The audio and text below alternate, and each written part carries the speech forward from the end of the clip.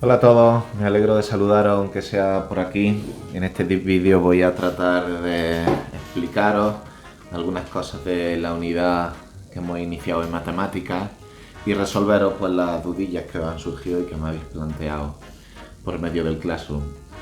Bueno, este tema de matemáticas abre un nuevo bloque de contenidos, el tema de estadística y probabilidad, un tema que ya hemos visto en cursos anteriores. Lo que pasa es que lo hemos visto de una manera muy superficial. Muchas veces ha caído en el tercer trimestre y se ha visto muy por encima. Bien, si este tema de matemáticas se estudia en primaria, evidentemente es porque la estadística y la probabilidad están muy presentes en la vida real y en la sociedad aparecen continuamente datos estadísticos, especialmente en los medios de comunicación, ¿no? Los medios de comunicación nos avasallan a diario con datos estadísticos. Lo utilizan para dar información en las noticias, para dar una información se utilizan datos estadísticos en muchas ocasiones, lo utiliza también la publicidad. La economía funciona a través de datos estadísticos también, los bancos, la economía nacional, incluso la economía familiar. Hay familias que les gusta tener datos estadísticos de sus gastos en el hogar. Y bueno, también está muy presente en la política. Tenemos que saber que muchos políticos toman decisiones muy importantes en función de los datos estadísticos que obtienen de la población. Bien, para afrontar este tema con garantía, nosotros tenemos que dominar cosas que ya hemos visto. Este tema de estadística y de probabilidad, en él también van a aparecer fracciones, van a aparecer números decimales, por eso tanto fracciones como números decimales tenemos que saber ordenarlos, compararlos. Aparecen también ejes de coordenadas y también aparecerá algo de porcentaje. Por lo tanto, tenemos que dominar estos contenidos para afrontar con garantía este tema. Si lo tenéis dominado, no tendréis ningún problema. Bien, ¿qué es lo que yo os voy a explicar? En este vídeo voy a explicar tres cosas, ¿no? Lo primero de todo, tenemos que ver que la estadística, porque en este vídeo vamos a hablar un poco más de estadística que de probabilidad. Toda estadística empieza con una encuesta, ¿no? Dice vuestro libro que una encuesta es un conjunto de preguntas que se le hacen a un grupo para reunir unos datos sobre una característica de ese grupo, ¿no? Por lo tanto, en una encuesta recogemos datos. Esos datos que se recogen en una encuesta hay que organizarlos y se organizan a través de una tabla de frecuencias, ¿no? Para organizar los datos tenemos que conocer la frecuencia absoluta, la frecuencia relativa, y una vez que todos los datos están organizados en una tabla tenemos que representarlos y se suelen representar en un gráfico estadístico. Esto es lo que nosotros solemos ver más en la realidad, porque a nosotros la estadística en cualquier ámbito, en los medios de comunicación, se nos representa siempre a través de gráficos, ¿no? Porque es la manera más visual de poder ver el resultado de una encuesta. Vamos a verlo todo con un ejemplo. Imaginaros que hacemos una encuesta en una clase de 28 alumnos en el que preguntamos ¿cuál es tu deporte favorito? Una encuesta, como hemos visto, lo que hace es recoger datos. Imaginaros que yo he ido preguntando a 28 personas y estos son las respuestas que me han ido dando. Claro, todos estos datos están muy desorganizados, por lo tanto yo para trabajar con ellos tengo que organizarlos y lo organizo en una tabla de frecuencias. En una primera columna tengo que escribir las respuestas que me han dado, ¿no? Con su variable, que en este caso es el deporte favorito. Puedo incluir al final una fila de suma. Bueno, pues el primer dato que voy a anotar es lo que se llama la frecuencia absoluta. Dice vuestro libro que la frecuencia absoluta es el número de veces que aparece un dato. Pues vamos a ver el número de veces que aparece cada dato. Bien, pues si empezamos con el fútbol, primero contamos a ver cuántas veces aparece. Que aparece 1, 2, 3, 4, 5, 6, 7, 8, 9 y 10. Este dato aparece 10 veces, por lo tanto, la frecuencia absoluta de fútbol es 10. Vamos a ver la de baloncesto, que aparece 1, 2, 3, 4 veces. La frecuencia absoluta, el número de veces que aparece ese dato, es 4. Tenis, 1, 2, 3, 4, 5, 6. Bien. Pues la frecuencia absoluta de tenis es 6. Y otro deporte diferente a los anteriores, pues habrían respondido 1, 2, 3, 4, 5, 6, 7 y 8 personas, 8 encuestas. Con esto tenemos la frecuencia absoluta de los diferentes datos que hemos ido obteniendo. Si nosotros sumamos todas las frecuencias absolutas, aparecerá el número total de personas encuestadas, que en este caso son 28.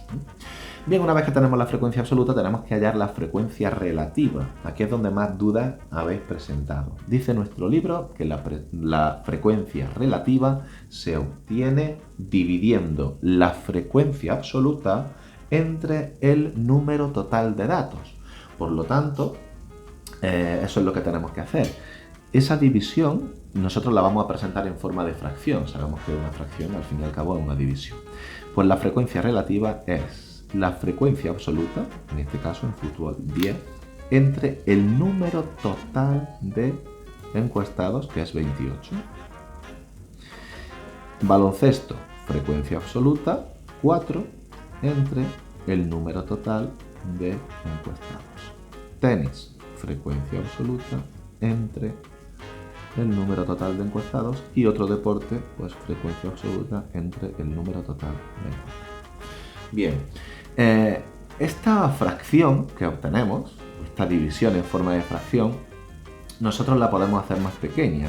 Ya sabemos que los matemáticos intentan simplificar los datos lo máximo posible, por eso en vuestro libro aparece una segunda fracción, que en realidad es la fracción irreducible de esta primera, para trabajar con números más pequeños y trabajar de una manera más sencilla.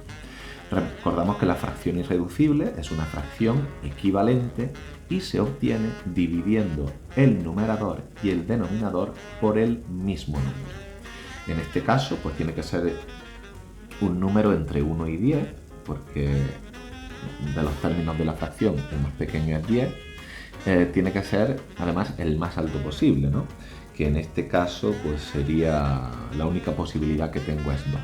10 entre 2 es 5 y 28 entre 2, que es 14. Bien.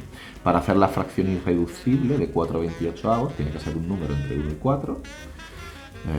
Podría ser el 2, pero también puede ser el 4. Por lo tanto, cojo el mayor. 4 entre 4, 1, y 28 entre 4, 7.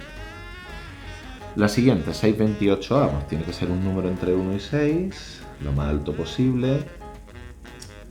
Podría ser por 2, pero también puede ser por 3, por lo tanto me quedo con el más alto, que es 3. 6 entre 3. No, entre 3 no puede ser, tiene que ser solo entre 2, porque 28 no es divisible por 3, por lo tanto 6 entre 2, 3, y 28 entre 2, que son 14. 3 14avos. De 8 28avos, pues tiene que ser un número entre 1 y 8, lo más alto posible, que en este caso pues tiene que ser puede ser el 2, pero puede ser también el 4. 8 entre 4, 2, 28 entre 4, 7. Bien, pues ya tenemos las fracciones irreducibles y por último la frecuencia relativa, además de como una fracción, como una división, también la puedo representar como un número decimal.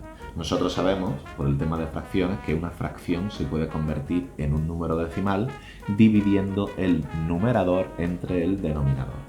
Si yo divido 10 entre 28 o 5 entre 14, me saldría lo mismo, porque son divisiones equivalentes, y sería 0,36.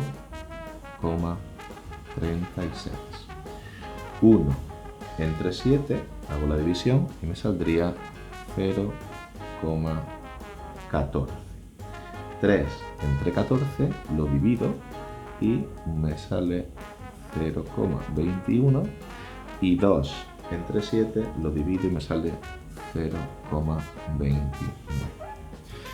Si nosotros sumáramos todas las fracciones, estas fracciones, al tener el mismo denominador, se deja el mismo denominador y se suman los numeradores. 10 más 4 más 6 más 8 serían 28. Cuando sumamos todas las frecuencias relativas, nos da una fracción igual que la unidad.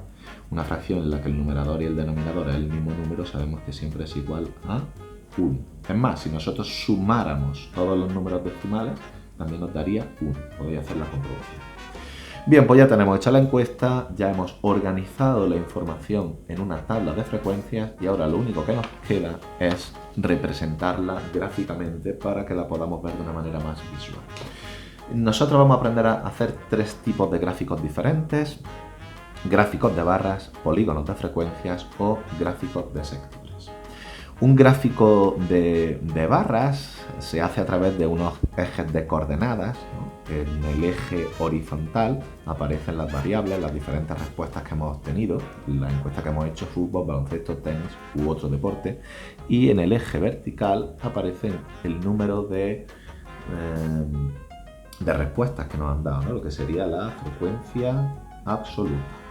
Bien, pues en fútbol, por ejemplo, que lo voy a representar de naranja, recordad que la frecuencia absoluta era 10, por lo tanto yo busco el número 10 y fútbol haré una barra que suba hasta el número 10. Si sigo por el siguiente deporte, que era baloncesto, pues la respuesta de baloncesto, la frecuencia absoluta, han sido 4 personas, por lo tanto tengo que llegar hasta el número 4, una barra que llegue hasta el número 4. Tenis, han respondido 6 personas, por lo tanto dibujo una barra que tenga de altura 6.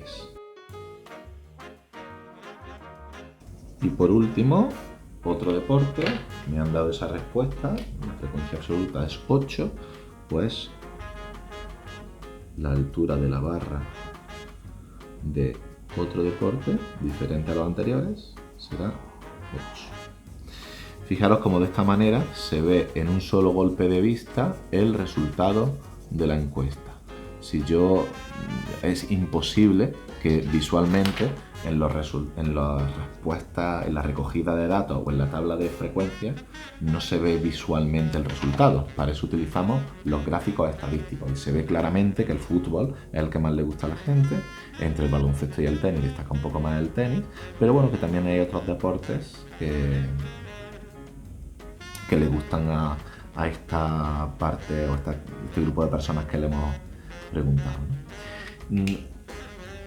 Además de los gráficos de barra, se utilizan también polígonos de frecuencias. Dice nuestro libro que un polígono de frecuencias se obtiene al unir los extremos de las barras de un gráfico de barra. El extremo de fútbol sería este, la parte más alta, el extremo de baloncesto este, el extremo de tenis este y el extremo de otro deporte este. Si nosotros los unimos, nuestro gráfico de barras queda convertido en un polígono de frecuencias. Es verdad que los polígonos de frecuencias no se suelen utilizar en este tipo de encuestas, sino que se suele utilizar más en encuestas donde los datos de aquí abajo tienen un orden en el tiempo, ¿no? Por ejemplo, días de la semana para ver cómo algo evoluciona de lunes a domingo, o meses del año para ver cómo algo evoluciona desde enero hasta diciembre, o incluso años, ¿no? Para ver cómo algo ha ido evolucionando a lo largo de los años. Otra opción que tenemos para representar gráficamente una encuesta es un gráfico de sectores, en los que cada dato lo vamos a representar por la fracción del círculo que corresponde a la frecuencia relativa del dato.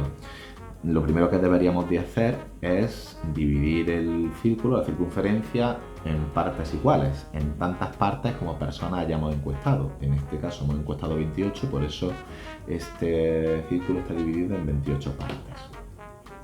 Como fútbol me han dado la respuesta 10 personas, su frecuencia es 10, pues yo debería colorear 10. 1, 2, 3, 4, 5, 6, 7, 8, 9, 10. Esta parte, este sector, representaría el fútbol.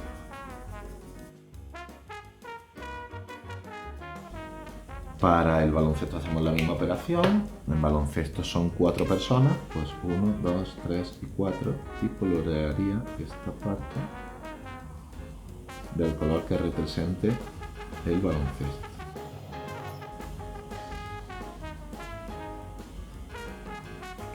El tenis son 6. Y por último, los que han elegido otro deporte, pues son 8, por lo tanto 1, 2, 3, 4, 5, 6, 7 y 8, que son los que nos quedan. Este tipo de gráficos de sectores, siempre tienen que ir acompañados de una leyenda donde aparezca el color que representa cada sector. Otras veces simplemente aparece una palabra con una flecha señalando al color, ¿no? Bueno, espero que con este vídeo os haya quedado un poco más claro este tema. Si tenéis cualquier duda o cualquier cuestión que no se haya quedado clara, pues me la preguntáis en comentarios. Un saludo a todos.